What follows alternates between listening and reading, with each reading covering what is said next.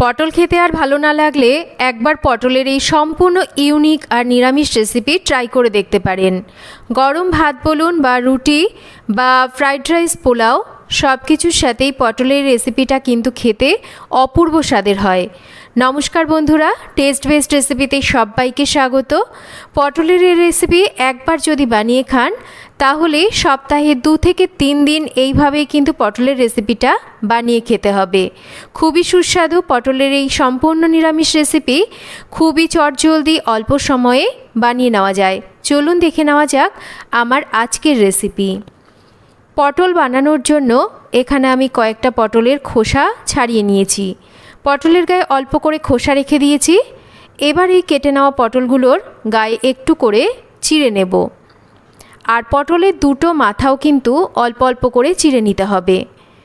পটলের গা আর মাথা একটু করে চিড়ে নিলে পটল রান্না করতে গেলে খুব তাড়াতাড়ি পটলটা সেদ্ধ হবে, আর তাছাড়া মশলাগুলো ভালো করে পটলের মধ্যে ঢুকবে।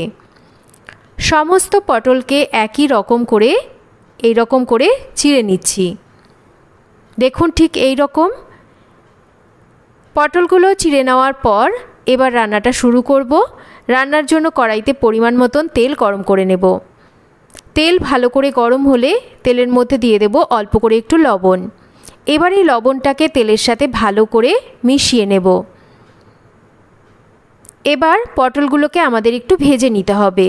পটলগুলোকে তেলের মধ্যে ছেড়ে দিয়ে গ্যাসের ফ্লেমটাকে আমরা মিডিয়ামে রাখব আর পটলগুলোকে ভেজে নেব। পটল যেহেতু জলীয় সবজি, তাই সামান্য করে একটু লবণ দিয়ে পটলটা ভাজলে পটলটা খুব তাড়াতাড়ি যেমন ভাজা হয় সেই রকম পটলের মধ্যেও লবণটা ঢোকে আর পটলটা খেতেও ভালো লাগে। পটলগুলোকে একটু ভালো করে ভেজে নিতে হবে, তবে খুব বেশি কিন্তু পোড়া করে বা লাল করে ভাজবো না, ঠিক এই রকম করে পটল ভেজে নিতে হবে।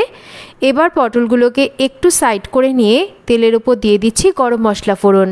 ফোড়নটা হয়ে গেলে এখানে আমি কয়েকটা কাঁচা লঙ্কা আর একটা টমেটো বেটে নিয়েছিলাম।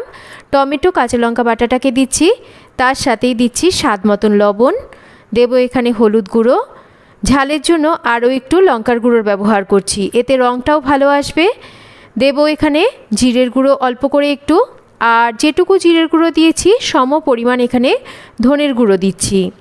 স্বাদটাকে ব্যালেন্স করার জন্য সামান্য করে একটু মিষ্টি দিচ্ছি, আর তার সাথেই দিয়ে দিচ্ছি এখানে 2টো চিড়ে নেওয়া কাঁচা লঙ্কা।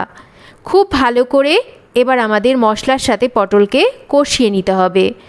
মশলার কাঁচা গন্ধ যাতে না থাকে সেটা খেয়াল রাখতে হবে। মশলা খুব ভালো করে কষানো হয়ে গেছে। এবার আমরা এর মধ্যে দেব সামান্য করে একটু আদা বাটা। আদা বাটাটা কিন্তু এই সময় দিতে হবে, মশলা কষানোর সময় নয়। একই সাথে এখানে দিয়ে দিচ্ছি নারকেলের দুধ। রান্নাটা সম্পূর্ণ নারকেলের দুধে হবে, জল কিন্তু এখানে দেওয়া যাবে না। ভালো করে একটু মিশিয়ে নেব। এবার আমরা ঢাকা দিয়ে একটু লো ফ্লেমে রেখে রান্না করব যতক্ষণ না পটলটা ভালো করে সেদ্ধ হচ্ছে। আর আবারও বলছি, রান্নাটা কিন্তু সম্পূর্ণ নারকেলের দুধেই করতে হবে, তবেই কিন্তু রান্নার স্বাদটা বেশ অন্যরকম আসবে আর দারুণ সুস্বাদু হবে। 6 থেকে 7 মিনিট ঢাকা দিয়ে লো ফ্লেমে রান্না করে নিয়েছি। দেখতেই পাচ্ছেন গ্রেভিটা বেশ ঘন হয়ে গেছে আর পটলও কিন্তু পারফেক্টলি সেদ্ধ হয়ে গেছে। এবার আমরা এর মধ্যে দিয়ে দেব সামান্য করে একটু গরম মশলা গুঁড়ো। গরম মশলাটাকে দিয়ে এবার একটু ভালো করে পটলের সাথে নাড়াচাড়া করে মিশিয়ে নিতে হবে। এই গ্রেভিটা বেশ এইরকম একটু গায়ে গায়ে হবে। আর এবার গ্যাসের ফ্লেম বন্ধ করে দিতে হবে, আর রান্না করার দরকার নেই।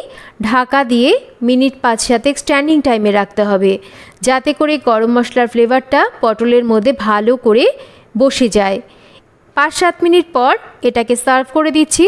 গরম ভাত বলুন বা ফ্রাইড রাইস, পোলাও বা রুটি সব কিছুর সাথে রেসিপিটা খেতে কিন্তু দুর্দান্ত স্বাদের হয়। খুবই অল্প উপকরণে আর চটজলদি রেসিপিটা বানিয়ে নেওয়া যায়। পটল খেতে একদমই ভালো লাগছে না, তাই পটলের এই রেসিপিটা একবার বানিয়ে দেখুন। আশা করছি রেসিপিটা আপনাদের সবার ভালো লাগবে। তো কেমন লাগলো আজকের এই রেসিপি একটা কমেন্ট করে জানাবেন। রেসিপি ভালো লাগলে একটা লাইক করবেন, রেসিপিটা শেয়ার করবেন, আর যদি চ্যানেল সাবস্ক্রাইব করা না থাকে চ্যানেলটাকে সাবস্ক্রাইব করবেন। সবাই ভালো থাকবেন, আবার ফিরে আসবো নতুন কোনো রেসিপি নিয়ে। এতক্ষণ আমার সাথে থাকার জন্য অসংখ্য ধন্যবাদ।